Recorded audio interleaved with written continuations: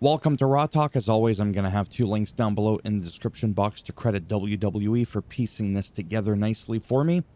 This was in Brooklyn, New York. The show kicked off with Seth Rollins shaming the fans for taunting him for months with OTC chants, CM Punk chants. LA Knight came out to remind him that he's actually the last one that pinned him for the 1, 2, 3. Why do people do 1, 2, 3 like that and not just 1, 2? It's kind of interesting. Anyhow, too much math this early in the morning. Seth Rollins tells him, forget it, but then Adam Pearce came out and said, nah. Actually, that's what LA Knight usually says. And basically, they're going to have that match later that night, whether Seth Rollins likes it or not. Rusev versus Sheamus 3, I believe it was, ends in a double countout. Again, this was still a nice match. Really liked it. I like how the whole thing, too, keeps taking place like backstage, like Charlotte Flair and Alexa Bliss. They're like walking and talking about being new champions or whatever. And they're just beating the shit out of each other, tossing each other around. Kind of like the whole Bronson Reed and Braun Strowman when he was still around. Alexa Bliss and Charlotte Flair. Oh, see, they don't show it here. This is why I make these videos. Alexa Bliss and Charlotte Flair retained their tag team titles against Roxanne Perez and Raquel. And I'm like, because where is it? I mean, yeah, the Judgment Day demanded a rematch from Charlotte. Yeah, and they got it. But then it's backwards. This is where I'm confused. Oh no, I missed something. I need to go back to bed. Penta defeats Grayson Waller. Grayson Waller in recent history, he's always looked good, but I remember him standing next to Austin Theory, always thinking he looks softer, like from a build perspective, but I was like, well, if I looked like that, I wouldn't complain. Now I'm starting to look like the old Grayson Waller a little bit. That's the look I'm kind of going for. Naturally, if I can get even more toned, I feel like it kind of happened overnight, which is why I'm mentioning it. Because you see the people and you're like, oh yeah, whatever. And then you're like, wait a second. He's got lines in places I didn't even know he had places. So good on him, because it could be really hard to do that. I know, because it's taken me 10 years to lose like almost 150 pounds. Okay. Great match. Penta's great. Grayson Waller is great at what he does. It's like I said before, we need him to be the villain so that Austin Theory can be the hero. No idea what's going to go on with that storyline, but now that we're talking about Grayson Waller really quick, him and the whole New Day thing, it's kind of interesting because even the New Day is kind of like, this guy's a little cray-cray. Tells you everything you need to know. But I really do appreciate Grayson Waller. I think he's fantastic, as is Penta. Yeah, sorry. So then Alexa Bliss and Charlotte Flair retained their tag team titles. Again, I'm totally on board with this. I'm really liking the storyline. It's unique. It's good. I don't give a shit about Roxanne Perez, but I do like Raquel Rodriguez, Charlotte, and Alexa. Just overall, this is great. I can't wait to see the storylines that'll come of it when Liv Morgan comes back. You lost my title. Psh, something's going to be going on there. I don't know what exactly is going to go on, but it's definitely going to be interesting. And they retain. Yeah, I really like that. All right. Dirty Dom defeats Dragon Lee in a non-title match. You should have just made it a title match just to kind of, elevate the hype a little bit. El Grande comes out, Ludwig Kaiser. Then this guy comes out, no idea who that is, and it looks like even a third one came out. And then AJ Styles came out to chase Dom. Becky Lynch, this was great.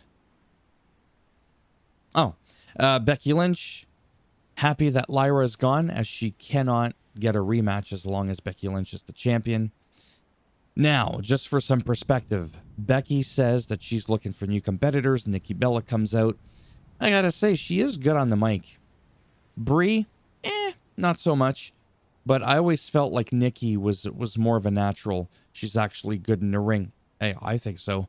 She was that transitional period where women weren't just like, divas and used as eye candy. Like, she could actually wrestle. She stayed in great, phenomenal shape.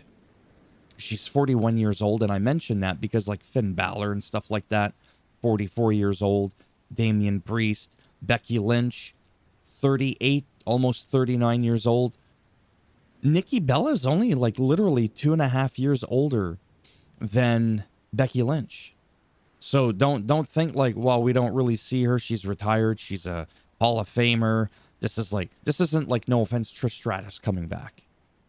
If she wants to come back, that's great, and have a few matches and help put people over. I'm all for that. I have nothing against even her challenging for the IC title, because to be honest with you, she's more believable than some of the women in the locker room. Not all of them, though.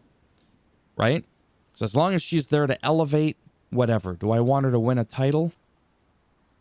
I don't know about that, but my main thing is her main focus isn't wrestling right now.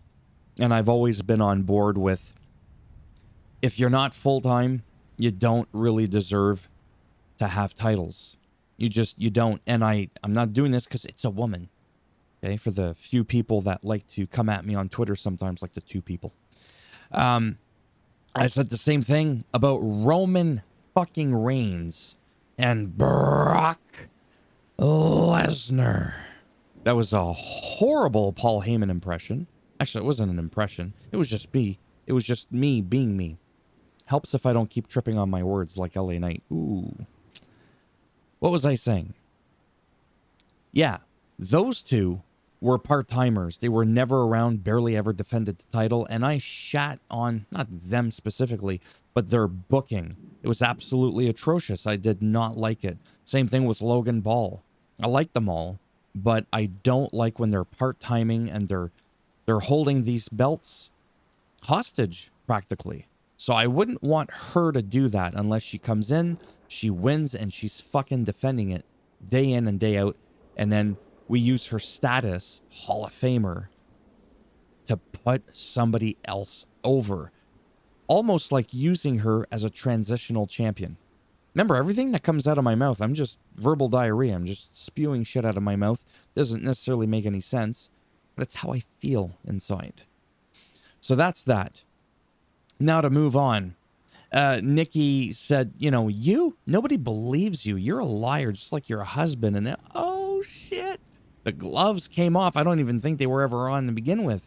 And then I don't need to read my script for this. And then Becky said, yeah, Seth and I were the best, most powerful wrestling couple. Oh, it used to be you until, you can't see him anymore. And the crowd just like, oh, shit, she went there. I didn't really think it was that big of a deal, but I really liked the crowd reaction. It was pretty amazing.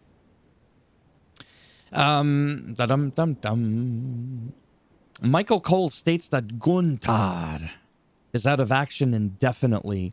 Gunther requires real-life nose surgery.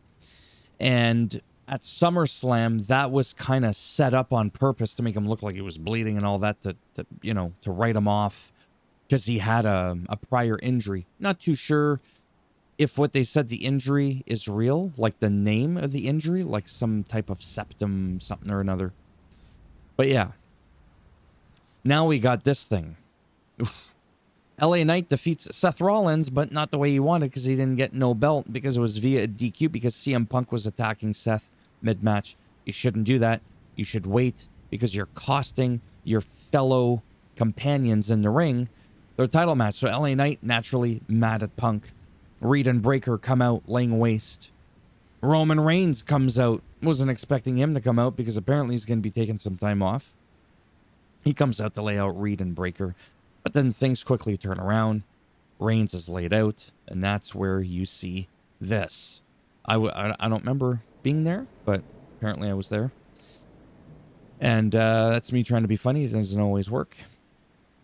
But man, they are living a dream. Whether I was a general manager. Actually, to be honest, I've told you this before. If I could be anybody in the world, it would have been like a Paul Heyman, a Bobby the Brain Heenan, or like a Jesse the Body Ventura, a commentator, heel commentator. Would have abso-fucking-lutely loved to have done that. With a passion that burns brighter than 1,000 suns. So instead, I don't get to do commentary on TV. I get to be incognito. Nobody knows who the hell I am. And I make $40 a month. But it is what it is, because in the end, like I said, even though these videos do horrible, it still gives me this weird sense of me living out my dreams, because this is technically my own show. I'm on YouTube. I get to talk about wrestling, and it's fun. It doesn't take too much time. I'm surprised the video is not longer, because I just went off on a rant there. Had to look there because my screen's really far away and there's like a tiny little counter. It's like, I'm only at 10 minutes. Shit, I barely even activated the mid-roll ads, which I turn off because I'm trying to win over the people. Thumbs up as always if you like the video. It does greatly help support the channel with the algorithm. And trying to make me more relevant in the search results when people are looking shit up online. If you didn't like the video, go ahead, give it a thumbs down. We bend it in half. We twist it. Right? You get the solo Sakoan spike in there. Then Breaker spears you from behind with your arm wedged in there. Well, your thumb, but your arm's behind, right? And then you're on like your stomach. Your arm's out from your back with the thumb. And then Bronson Reed tsunamis your ass. Don't picture it. It's not worth it. And if you want to subscribe, I mean, naturally that would be great. But if not, thanks for stopping by anyways. Take care.